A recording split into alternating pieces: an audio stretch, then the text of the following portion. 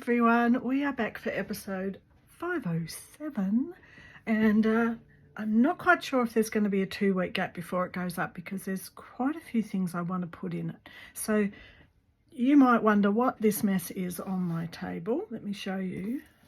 When my friend gave me all the stuff that was in the last video, episode 506, that I have now cut up and put in packs, as you might have seen in a What's in My Shop. One of those tablecloths, she had put it up on the wall and she'd done an empowering sort of thing and cut out a person and put it on and sewn it on. So I've got all the bits of that, and she'd plaited a lot of stuff like this, which when you unpull them has got some interesting pieces like this. Some interesting pieces like this, which I used some of these on my last 3 to 5 challenge, and variegated ones of these. So she has a whole heap of these sorts of, like, they're like edging, or this could even be a very fine scarf. So I was watching Velita. So Velita's, I think it's Creative Corner. I'll put a little link to the actual video where she's making a fence with a garden, and she used this as a fence, and I went, oh, that's great, that's fabulous. So when you unpick some of Louise's gift, there are all sorts of things throughout. So I've been unpicking these so as I can use individual elements as all sorts of things. So they found this beautiful bit of silk thread. This is the one I'm up to undoing, and that sort of silk ribbon actually has this brown, this oystery white, through to a yellow, through to a copper, back through to a brown. So unpicking some of these, which is time consuming, I must admit, but it's also kind of fun because you just go, what's in here? And look, this is like, this would be so wonderful to couch down. I was just thinking, some of these things remind me of Ariane Zurcher's work, and, you know, just the variety of textiles. So this is like this, but it's come undone. So look at that, isn't that beautiful? And this is like variegated. So this has taken me a while. So I've kind of had a lot of behind the scenes going on that has meant not maybe videoing so much. Making up the packs out of Louise's gift, pulling these apart. But I also, I'm up with Roxy's creative weekly challenge. However, I did miss a week, so that's why this video might be a 2-parter, or it might be just, oh look, it's so distracting, you just want to keep on doing this. You want to keep on undoing them once you start. Anyway, you get the gist of what I've been doing. So that's still an ongoing project. And then what I'd like to do is get some of my smaller wooden spools that I've got and wrap them onto them so that I can see them a bit more. They're just like this, you can go through it. I don't know, I mean, I love this white, but maybe this is just a normal yellow. That'll come in handy for a bit of embroidery. I particularly like this plaited. This is plaited together, so it's a bit of this feathery stuff, green, white, and that yellow. So I've kept that one together because I kind of like it, and I'm thinking I wouldn't mind doing a greeny, yellowy piece of fun embroidery. Same with this. This has got the orange and the blue wool with that same green. So it really gives a good variety of, you know, interesting colours. This one was so thickly matted together in a plait that I couldn't separate it out, so I left it. It's not long. What else? There's just this bobbly stuff. It's so good. I love this. I love that colour. That's one of my favourite colours, I think. Okay, So that's what I've been working on. I've still got some to go. Here's my little pile that I've still got to go. And what I found is, so Louise does a lot of felting, and I found some little flowers that she'd made in there. Aren't they adorable? Like hearts joined to make like a flower. So they're going in my stash of something to make from them. So this is what I've got left to unpick. So I'm nearly there. I'm getting there. Well, here's a bit with a bit of beautiful. This is one of my favourites too. Love a bit of embroidery. Okay, so moving along. The week that I missed with Roxy's weekly challenge was the using the stamps and making my jelly plate. So I'm nominating this week, which is why this might take a little bit extra to finish this video, as a printmaking week. I finished my challenge with Roxy's Journal of Stitchery, and I've got this. This is my book of the week from the library. It's New Australian Printmaking, so more modern techniques. Now, I've had a good look through it, and honestly, there's a lot of words. So there's not so much to show you other than show you each artist working. So Megan Cope, and she's Northern New South Wales, so Lismore. And let's see if we can find. Okay, so she's got her printmaking style is this sort of map work with dots. So this is from lately there's been a bit of map work of Australia before white people came and changed all the names. So there's these beautiful beautiful maps with the Indigenous names, which are, you know, it's just beautiful. And then she's put the dot work over the top, which is very much Indigenous artwork. Can be, not always. Modern people are not always using dots. But the dot form is very much an Indigenous, recognised in Australia. So yeah, absolutely beautiful. In her case, the dot work is representing the sea, so that's why there's the different shading. So I don't want to take up time with not having enough information. Hand-drawn plates. Okay, that's what I wanted to find. Photolithography. Prints composed from a series of hand-drawn plates. And then photolithographic plates. Photolithographic. Okay, so lithography, sorry. This is what my trade and apprenticeship was with. So you've got a metal plate. You've got, I wonder if might be better if I somehow draw it.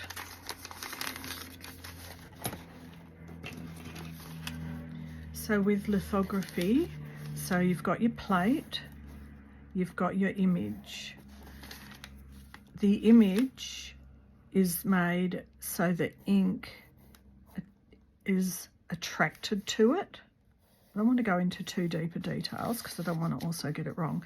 The area here that's not got the raised image on the plate repels the ink.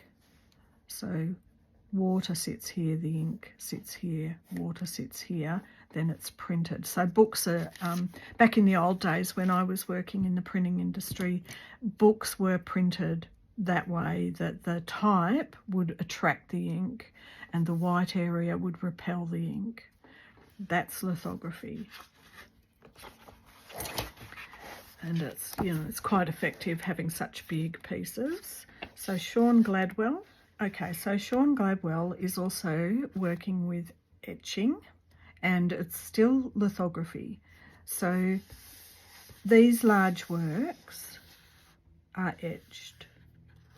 So etching is when you can have say, a copper plate and you scribe in your design and you put it in an acid bath. So let me show you. I hope I'm probably not doing a great version. So you've got a copper plate, you draw your design on it, you put it in an acid bath, which then etches away there. So you've also put a medium on that stops this area from being etched, and the acid bath eats in. So it works sort of the opposite. When your plate's finished, the ink is attracted to that and repelled to that surface.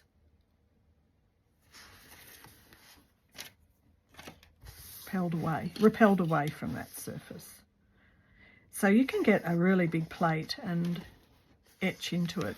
When I did my diploma of visual arts and I was working in printmaking, I was always terrified of these copper plates because, you know, if you get a bit of grease on, so the grease is what works to attract the ink.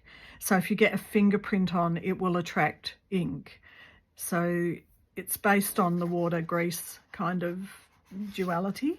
Anyway, you know, you'd always be terrified that if you wanted a really clean print, you'd get all the scuffs and the marks. However, that's if you want a really clean print. If you really love the grunginess of it, you can scratch up your plate a bit and make all these marks. So it's brilliant. It can be a very finicky and very difficult. I found it the most difficult printmaking. I prefer taking photos, making 4-colour screens and screen printing. That was my preferred method.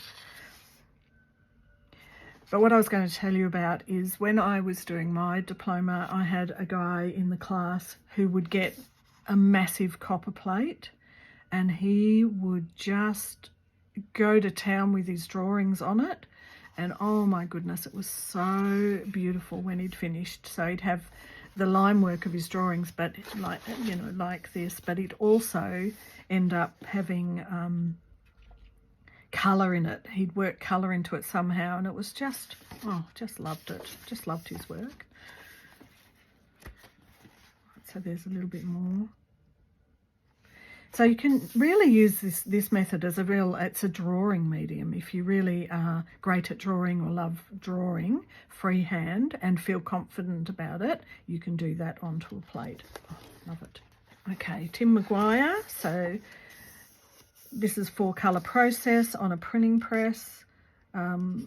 So in my old trade, we would call it, so cyan, the blue. This is a very cyan looking colour, so you get a good idea of it. You've got magenta, so this is a very magenta looking, and then you've got yellow. What you would do in printing when you've printed a 4-colour picture is then add black, which gives you all the definition, but Tim's using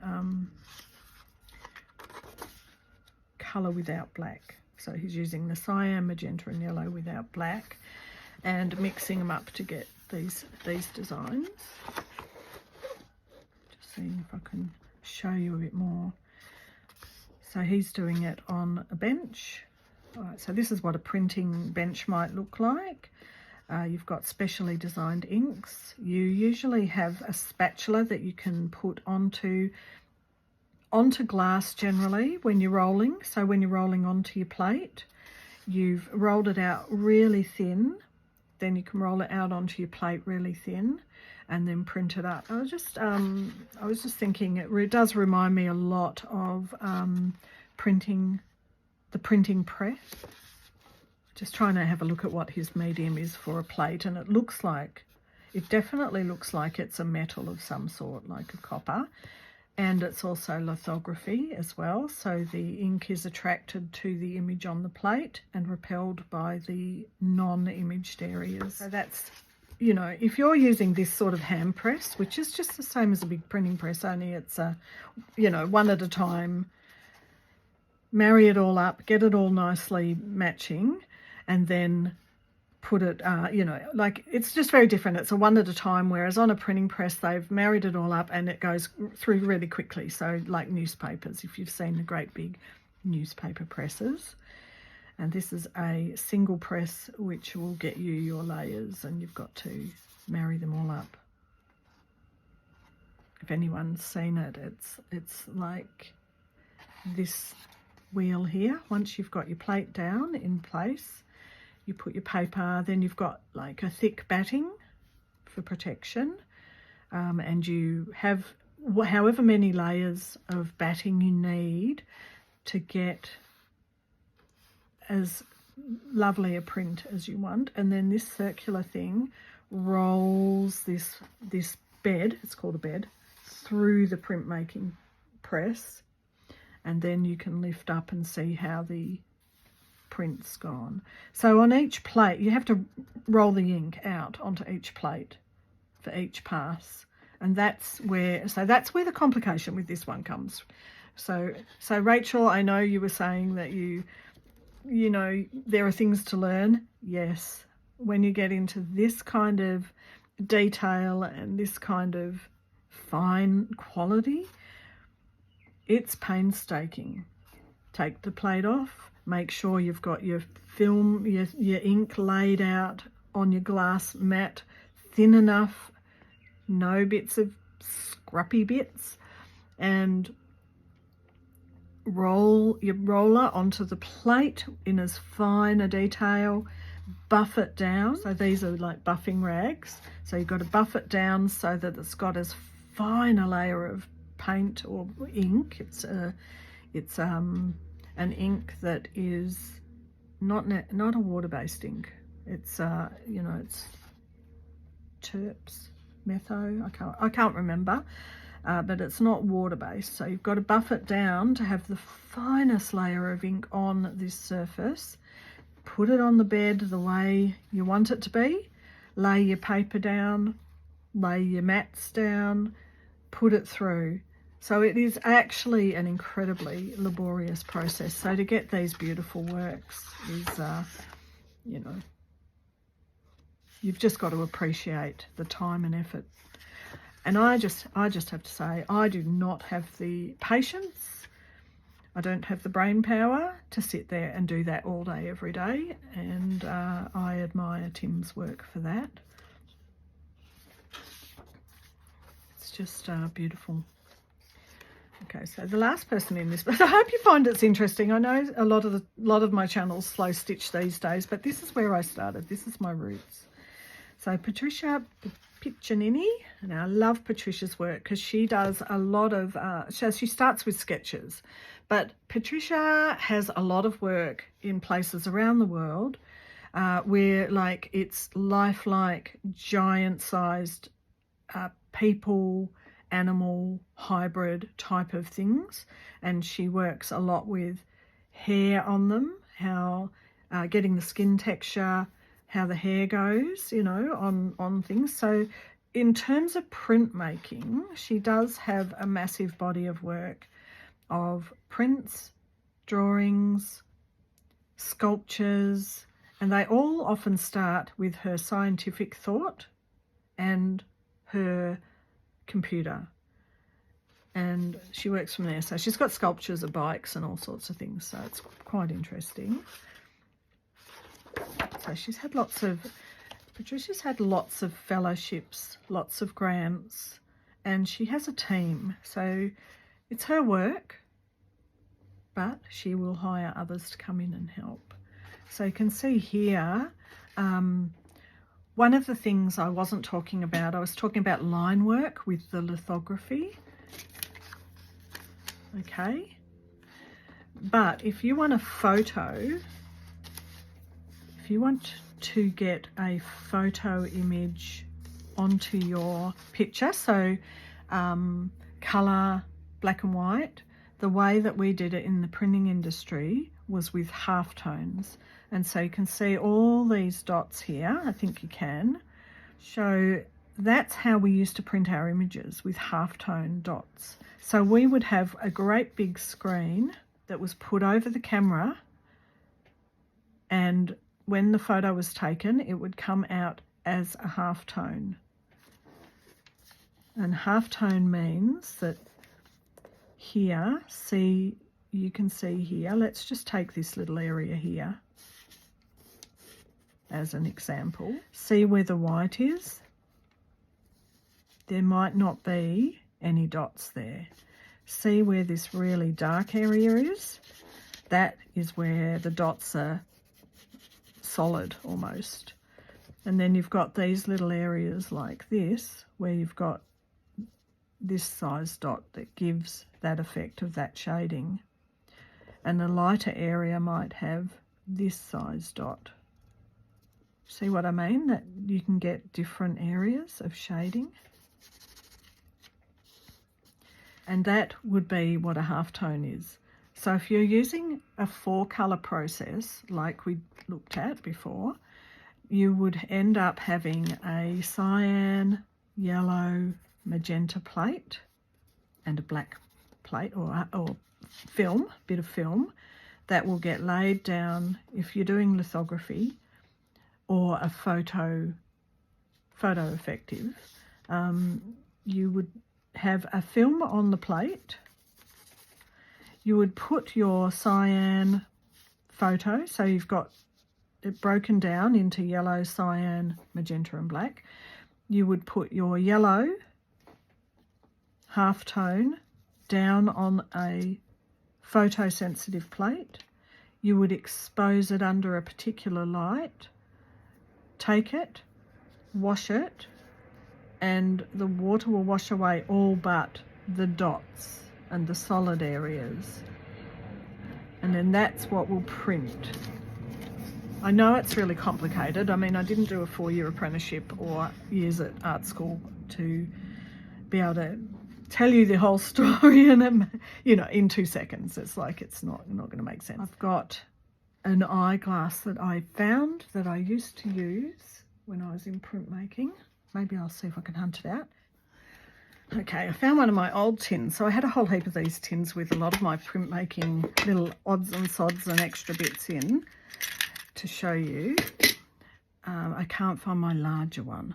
So the larger one's about this size, and it had a little leg that would stand and that you could, it's a bit old and dirty, that would stand on your negative and you could see through here. Now I can see, and I really don't know if you can see, but look how fine this looks as a sketch. But what I can actually see, it's a whole heap of little dots. I don't know if you can see that. I'll try and maybe do a close up. And what I like about Patricia is that she manages to do this as how things are printed, but then she pulls in these elements here that remind us that that is part of the print process. It's brilliant. So let's just have a look. Okay, so very often, and this is where I've been getting a little bit sort of caught lately, because I feel as an artist, the last few years I've spent a lot of time learning a new medium and researching, and so there's been hiccups and there's been mistakes and there's been complete I don't know what I'm doing here moments. And so this year I kind of dedicated myself to getting back a little bit more to who I am as an artist. What's my story? What's my journey? What am I creating? What do I want to say with my work? So that's really where I've got to, and this is why I'm only making my one video a week, so I allow myself some space to explore, but just check in once a week and say, hey, this is what I'm looking at, this is what is coming up this week, or sometimes once a fortnight maybe. So Patricia for some reason was looking at hair. So these prints have a lot to do with hair. Like here's the shape of a lady's hair, but she's looked at a hummingbird building a nest out of hair. So there's always multiple layers with Patricia's work, and always there's a nature or a scientific element. This idea of this hummingbird using hair to build its nest, and the prints, they're beautiful. And we've got the black with the relief of the white, but we've also got the magenta and the yellow. So I can wax on about Patricia's work for ages. And here I love the way that it's just using these solid colours, and it's the yellow and the cyan, but when you put them together you get this green. And then when it's on a black or a darker background, the colours all change again. So I mean, it's really fascinating if you see some of her larger sculptural work and the way that the hair's been put into these animal, human hybrid-y kind of, or futuristic animals. But that's not what this book's about. But if you want to go and look, Patricia Piccinini, have a look.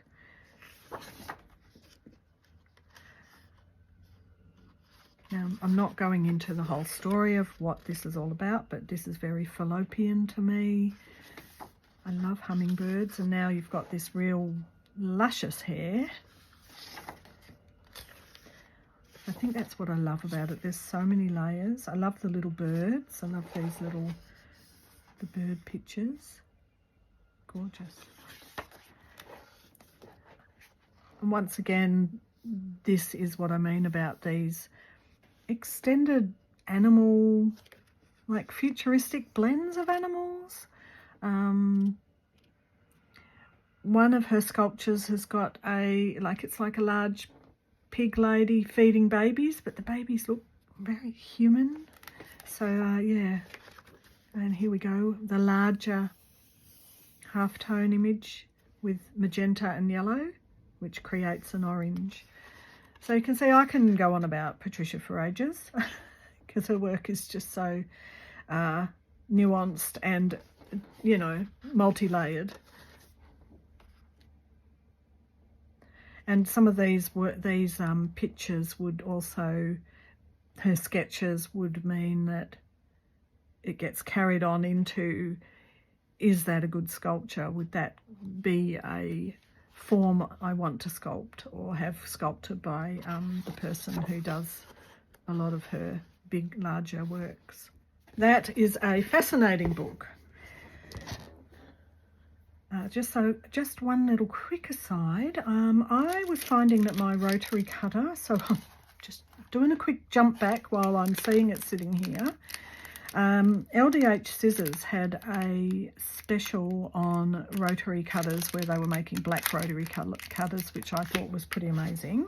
They also had a special on the midnight edition of the rotary cutter, which wasn't very expensive, and I was okay to get it, but I'm really actually a bit upset that it's so plasticky.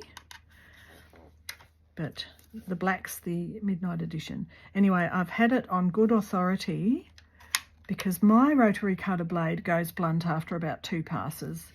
So I did a little bit of research and found that that is because it's cheap blades. So I've been scrimping on what I'm spending.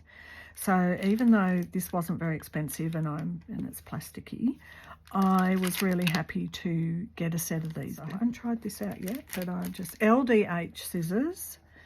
And the other thing I liked about this, so it was recommended by a left-hander, is that if you're going to roll it along like this, you can use it in any hand. It's going to work. And it's best used upright, not sideways, because the edge of the plastic is here. And basically you just can loosen or tighten this according to your blade, just like that. Don't really want to use it on paper. I might nominate one that I use for paper and keep the rest. So I just happened to see a special on them at the time and thought, no, I'm just so over my rotary blade not staying sharp. Anyway, that was an aside. Just a little aside. Right, so back to the printmaking.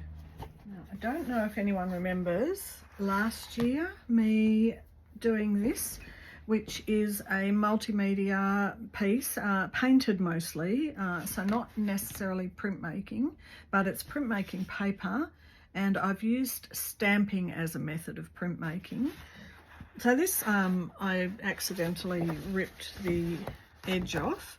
That doesn't matter because I like using bits and pieces. So I had another go at making a similar thing. It was twice the length, and then I have cut it down. So I'm still not at Roxy's. I'm still not jelly printing. So I have cut it down, and this is one of the pieces I made from Roxy's weekly challenge. So what I've done with this is cut it in half, cut all the edges off, and then folded it so as it's a concertina style. I've started to a lot of my offcuts, so I've still got these offcuts. I've started to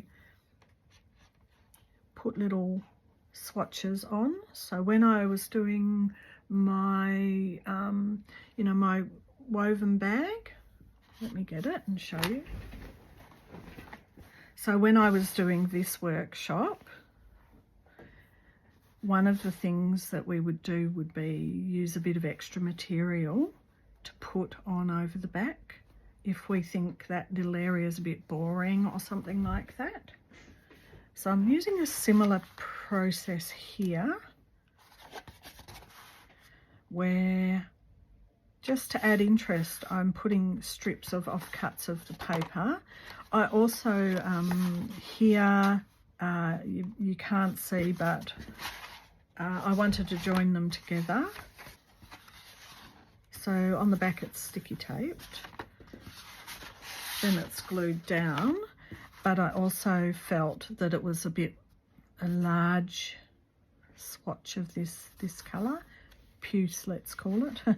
So I've added a strip over the top, and then I've started to go in and use my paint markers. So it will stand like this, but this is what I've been working on off the seams, and it's nowhere near ready or finished. I'm still deciding whether it's going to have another backing, whether I'm going to make another one and put it on the other side. I'm not sure whether or not I want to make a tie to hold it together.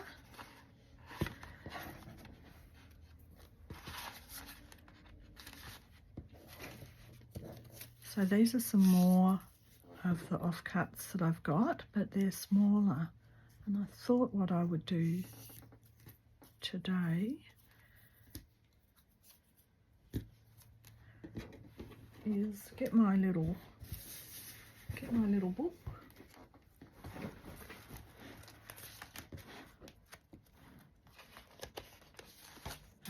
Thanks for the comments about liking the scissors on the outside of the pocket too, because I just really felt that was really important. I just liked it myself, like that.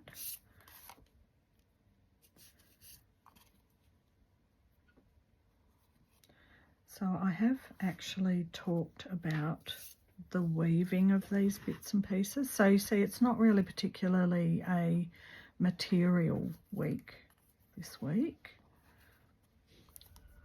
So I'm going to use a little bit of washi to put the tops down.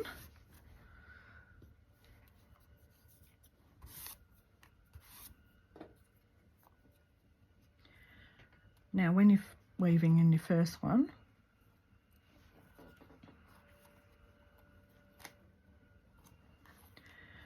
anyway, you know, weaving over, under, over. These are all different sizes, so wouldn't mind a little bit of that. Trying to get some contrast. See, this is what I mean. This is my sketchbook, so it's where you play, where you come up with some designs, some ideas, play around, throw out some ideas.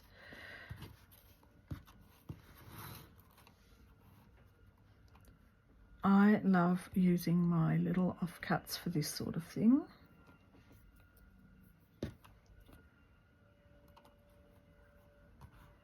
Get all the little bits of mark making and colours, varied colours. That blue's really bright, vibrant. I love this bit of brown here too.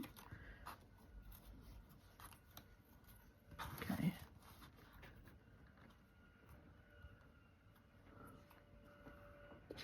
These ones are really short, so why not make it a little bit interesting by maybe not continuing that over. This reminds me of quite a open weave, like boro type of effect.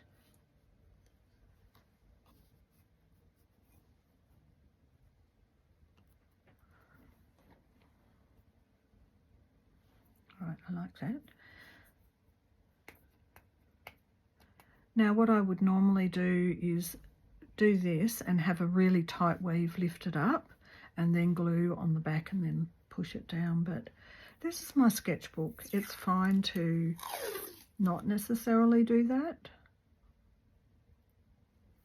Not necessarily have a sense of permanence. The washi doesn't really do it justice, but it is holding it down.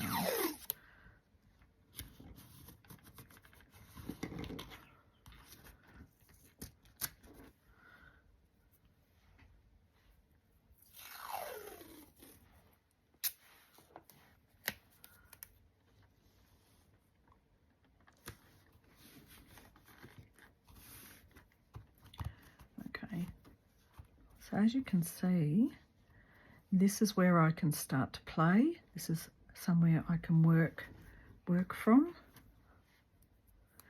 And it keeps some of these scraps as ideas. And a reminder, you know, that of this piece as well. Because if this goes out and it's sold, it's not here anymore. What I'm going to do is scan it and bring back a printout. All right, so I've come back with the scan.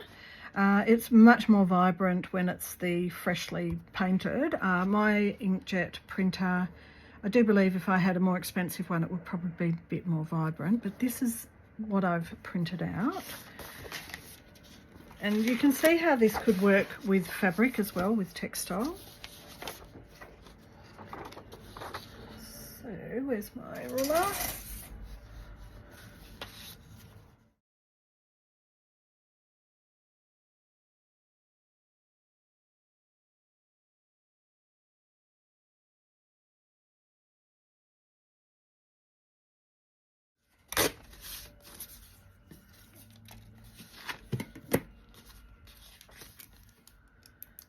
This is where you just have a bit of fun.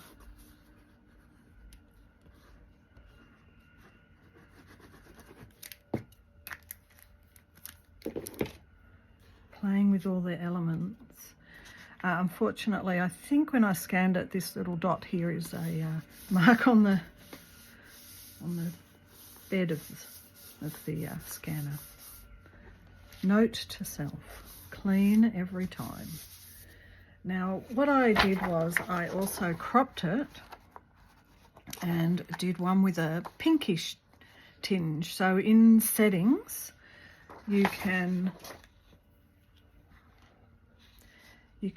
choose, there's a little tint, and you can choose to go a bit more pink or a bit more green. So on this one, I boosted the contrast a bit so the black was really black, and then went on the scale, I went to the pinkish.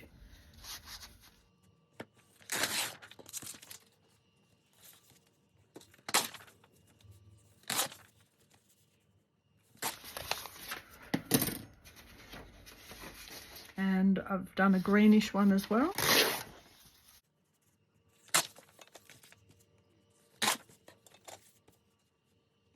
So that's also a greenish tint one. So what you'll notice is the background here, when it's just the straight scan has got the white, when you're playing around with the tinting, you are getting a bit of the colour of the tint you're doing in the background as well. So this one's got a very faint pink background, this one's got a very faint green background. But out of all of these, I love this one the best. So I'll keep in mind that I've done a slightly green tint in the settings. I've got one extra pink one. And so this is really where you can start to play with the collage element.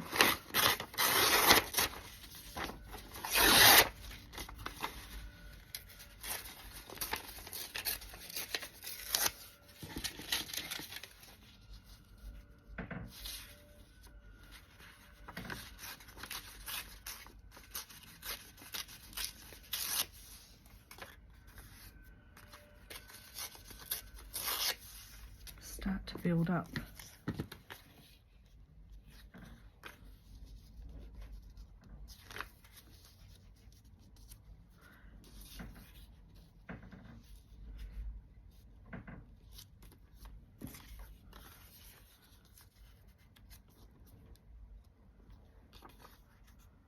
A new picture.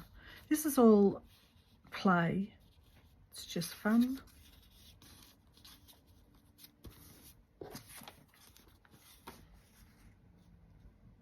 And see how we're starting to build up ideas. Not sure about that. I liked that being there, maybe a bit of the green. Right, I wasn't going to, oh, well, I can always print another one, see? There you go.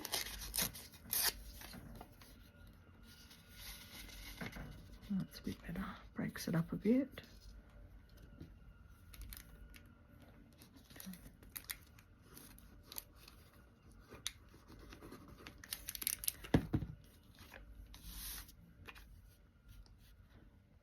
Start to get a little bit of an abstract feel happening.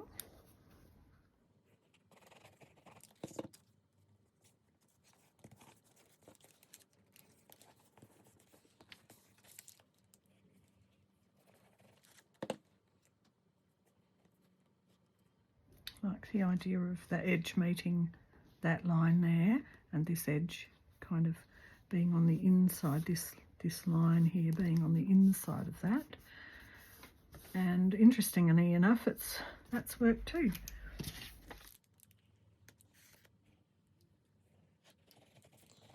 So my first love was working with paper.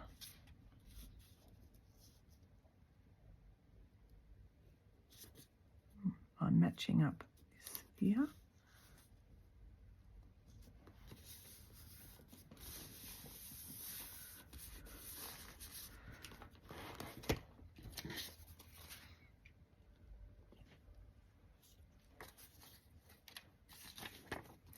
So I haven't technically made a particular thing. I've just done a little weaving with my offcuts, and I've just started to have a play with possibilities with collage with this design. I really love the green, and I'm thinking I might print out a whole heap of greens and maybe change the settings so that they're larger, like print it out at 200%, print it out a lot smaller, like it could be quite busy if it's a lot smaller.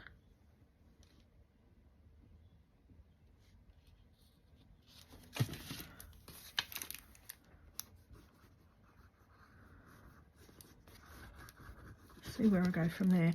One thing I wouldn't mind doing is working out how to perfect the print on fabric. I haven't been able to manage that so far. I'd like to give that a go when I get things like this. printing it out on fabric would just have so many possibilities for over sewing. I wasn't expecting to do this today, but I've gone off on a tangent, and you know what? I don't mind. I'm not quite, maybe, I just wasn't quite convinced about the openness of this one.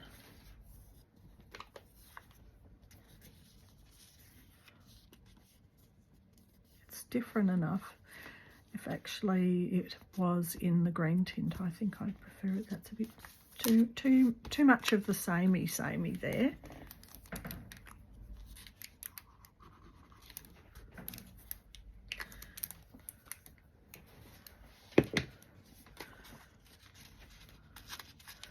Just finding this little offcut away from, you know, the washi. That's what I was really enjoying that about this piece, that I could put, you know, vertical and horizontal lines to add interest. So it's the same. Feel like I'm using a little bit of the white background, the pink background and the green background as a way of adding some interest. So it just jumps it out of the, don't know if I want that there, jumps it out of the the pinkish tone a little bit.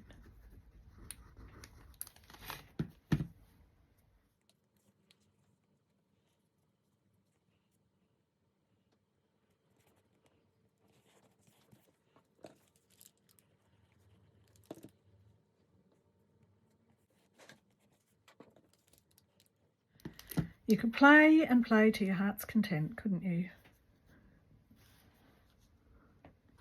Okay, so I've used up all the bits that I printed out. Let me put it on the side. Oh, it's different. See? Let's have a look. No, I think I like it that way the best. So I know what I'm going to do. So this is my process with paper, making backgrounds. It's just enjoyable. I'm going to go and scan this again, and even now these little dots have become like a bit of a feature. I'm going to scan it again and print it out and bring it back. Okay, so here I am back. You know, once again, as I go layer after layer, it dulls down a lot, becomes a little bit more washed out. It's okay. I mean, if I really want to go and print out high quality, I can do that, maybe at Officeworks or something like that. But what I was seeing here was I was enjoying this sort of arch sort of shape, and I was thinking it might be quite amazing cut out as an oval. I don't know if I've got an oval shape that large. I might have to look out for it, but you know, if you can, it's okay, because it's I can always print another one out. But if you could imagine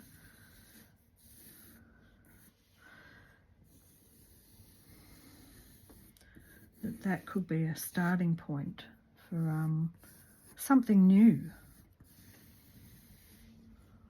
Not the best at that shape,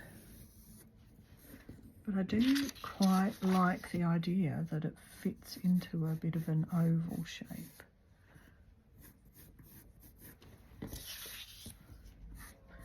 Bit eggy.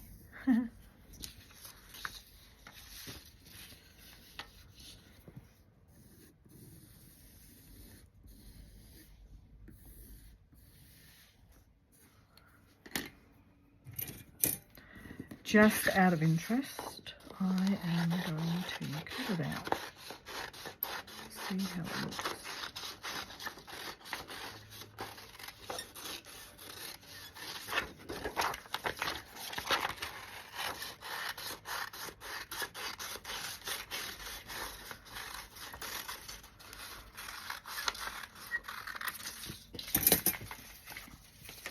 Yes. Okay, like that.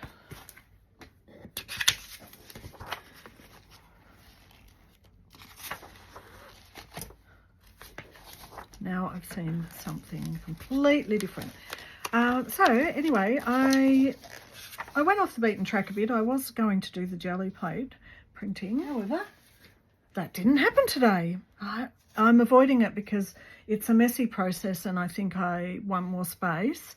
I also haven't managed to pick up, so the jelly plate printing was meant to be of all of these, and what I haven't done is managed to get to a children's art shop and pick up some of the finer foam, and I haven't had a play with it because, yes, like I say, anyway, it's a messy process and I've wanted to have a clear day, and I just feel like I've got so many things on that I don't have an open, clear day. So I don't mind. It's okay to get sidetracked and to just make this video what it is for this week. I am seeing so much here. I'm going to stick it down so I have a memory of it. I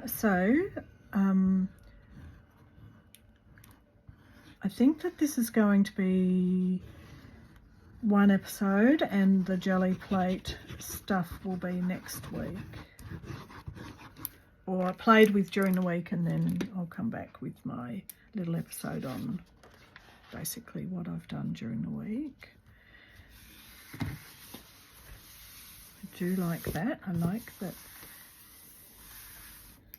it lends itself to a face. So just my little segue, something, when I was pulling apart Louise's pieces and making up the packs of the tablecloth, on that big large piece where she'd drawn a person and had all of those beautiful colourful threads as hair and all sorts of things, this was actually the face that she'd made. And what I wanted to explore, because, you know, I might want to keep the little heart nose. And it's always nice if you've got a few hearts around, always lovely. What I was thinking of exploring was putting this, inking up a jelly plate and then pressing this down onto it and seeing how that works out.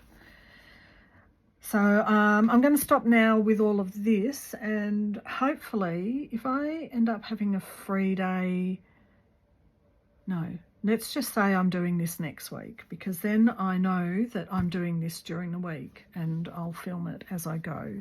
All right, so hopefully there was enough in that for you for this week to go and have a play, have a little, paint up some paper, cut it up, make some weaving, make a shape out of your weaving and a collage, see how you go. I'm sort of in and out a lot this week, so I haven't managed to make a lot of new stuff other than having a good play with my little booklet. What's next? I want to sew on it. That's what's next.